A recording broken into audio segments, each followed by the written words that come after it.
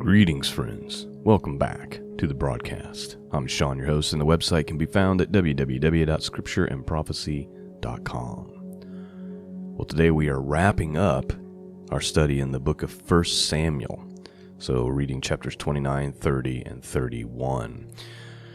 1 Samuel ends with the death of Saul.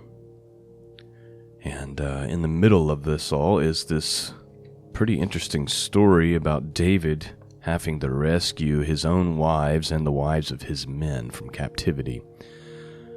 You know, David, it's like he's like watching a movie, the life that he lived, the dangers that he faced. I mean, you think about it, just up to this point, we haven't even got to the point where David is king, but just up to this point, think about the adversity that he's had to overcome.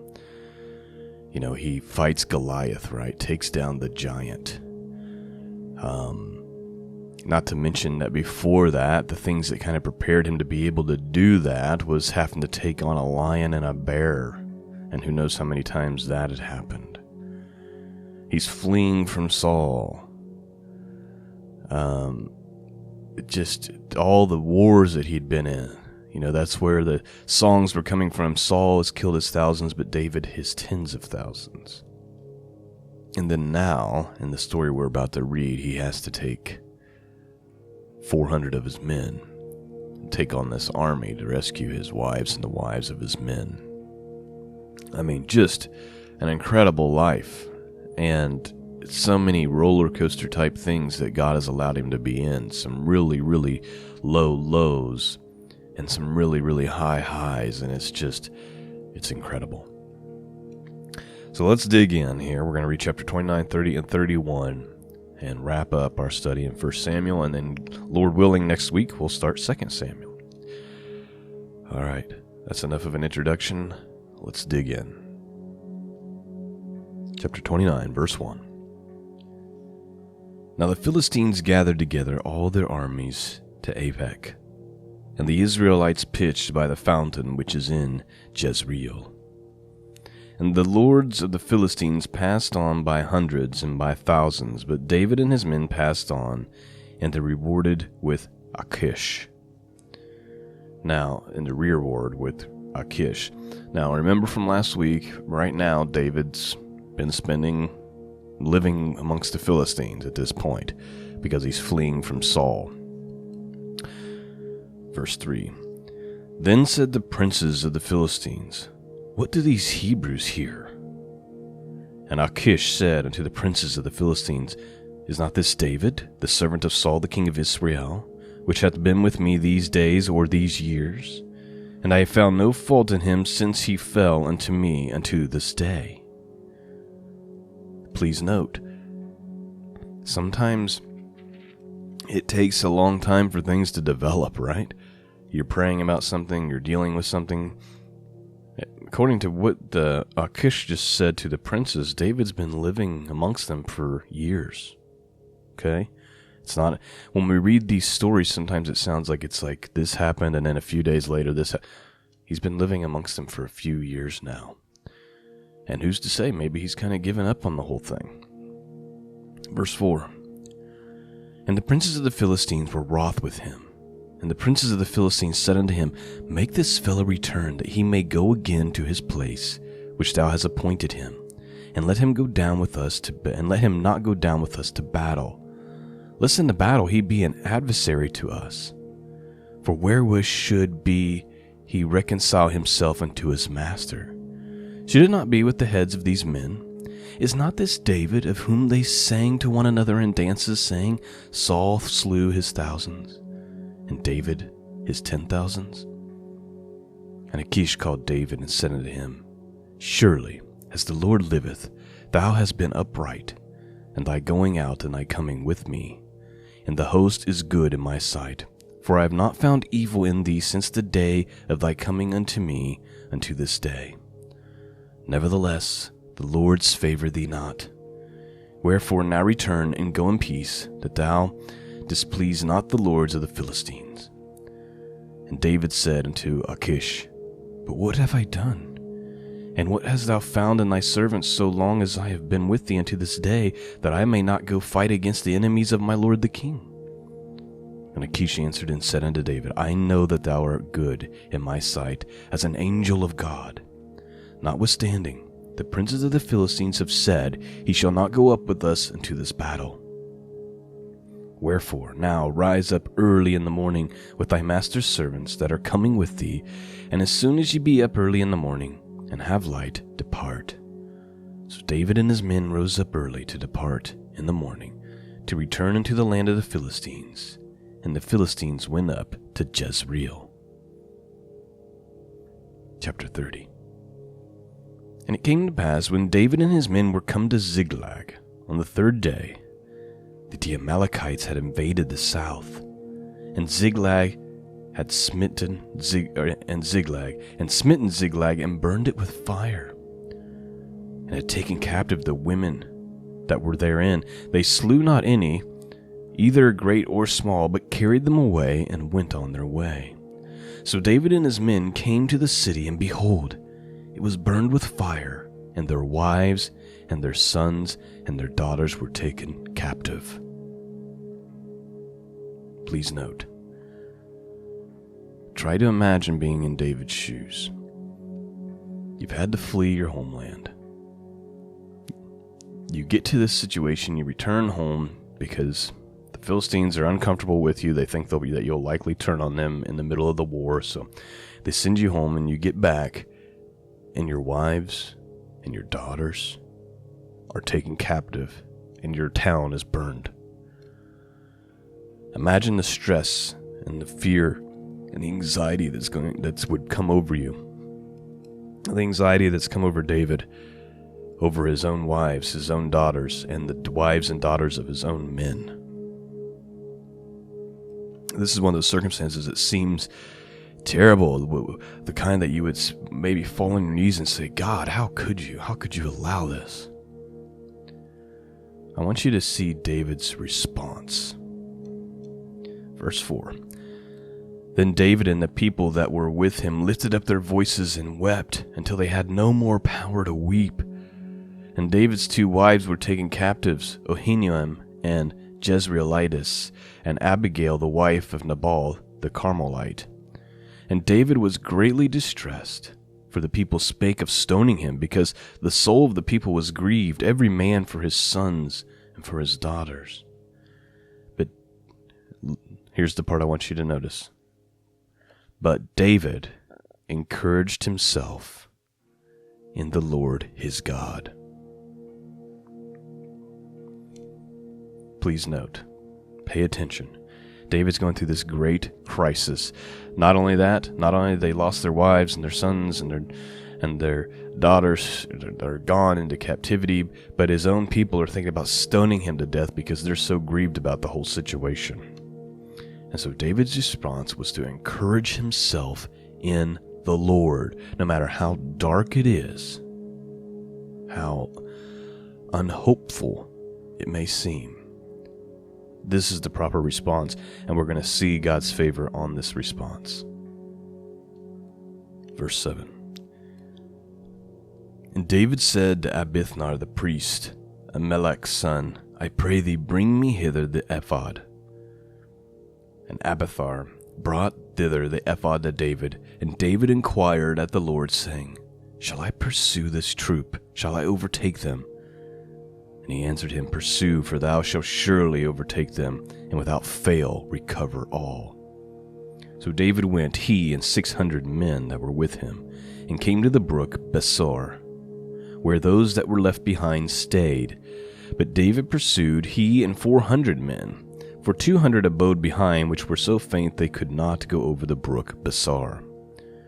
And they found an Egyptian in the field, and brought him to David, and gave him bread, and he did eat, and they made him drink water, and they gave him a piece of cake of figs, and 2 clusters of raisins. And when he had eaten, his spirit came again to him, for he had eaten no bread, nor drunk any water 3 days and 3 nights. And David said unto him, To whom belongest thou? And where art thou? And whence art thou? And he said, I am a young man of Egypt, servant of the Amalekite. and my master left me because 3 days ago I fell sick. We made an invasion upon the south, the Cherhites, and upon the coast which belongeth to Judah, and upon the south of Caleb, and we burned Ziklag with fire. And David said to him, Canst thou bring me down to this company?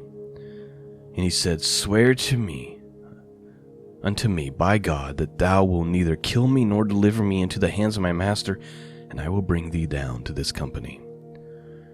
And when he had brought him down, behold, they were spread abroad upon the earth, eating and drinking and dancing, because of all the great spoil that they had taken out of the land of the Philistines and out of the land of Judah.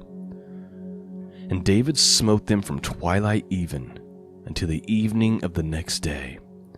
And there escaped not a man of them, save 400 young men which rode upon camels and fled.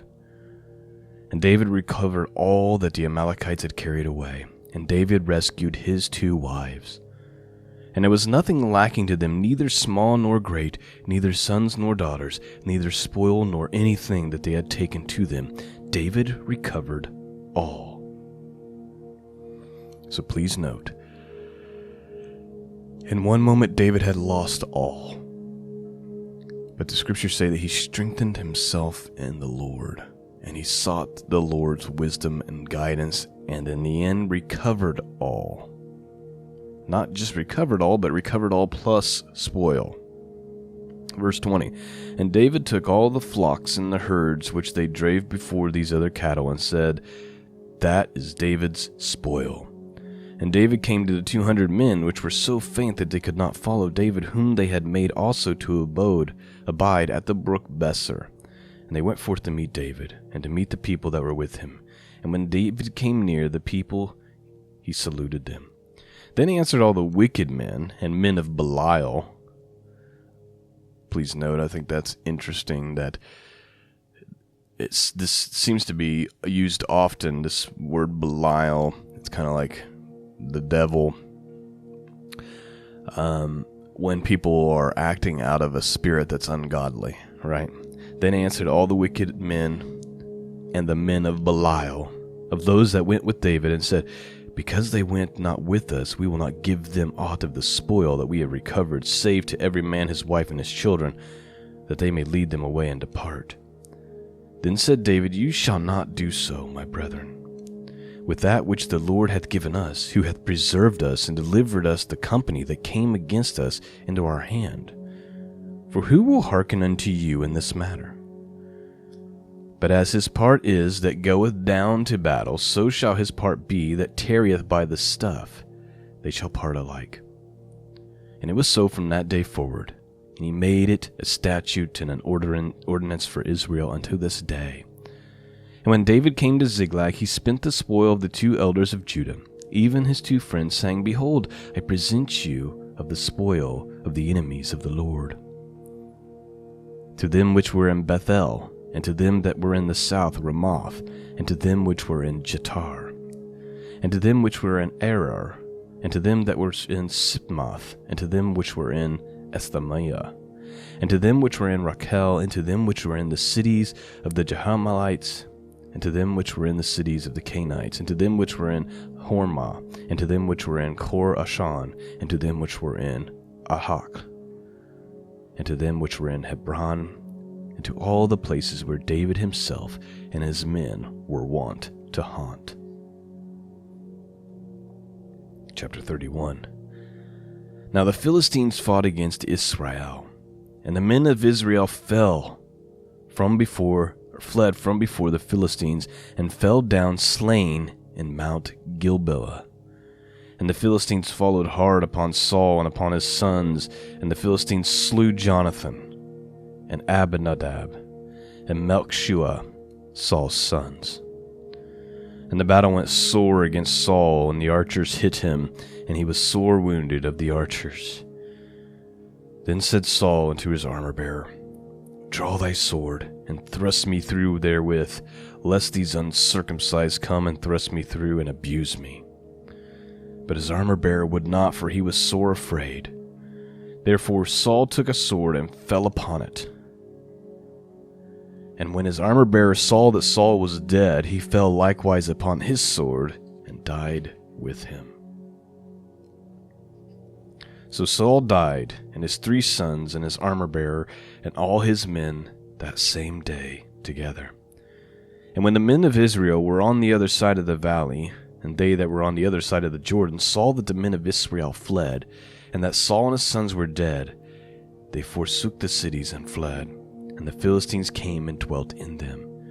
And it came to pass on the morrow, when the Philistines came to strip the slain, that they found Saul and his 3 sons fallen in Mount Gibeah.